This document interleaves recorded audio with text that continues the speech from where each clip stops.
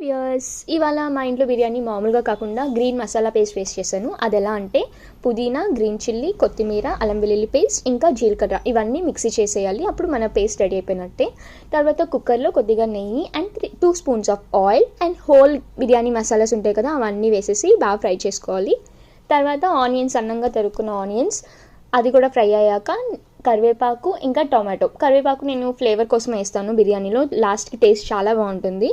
తర్వాత మనం సరిపడా సాల్ట్, ఇంకా అలా గరం మసాలా పేస్ట్ అండ్ అల్లం వెల్లుల్లి పేస్ట్ వేసేసి మనం తయారు చేసిన పేస్ట్ కూడా వేసేద్దాము. అండ్ అది బాగా ఫ్రై అయ్యాక మ్యారినేట్ చేయకుండా చికెన్ నేను వేసాను.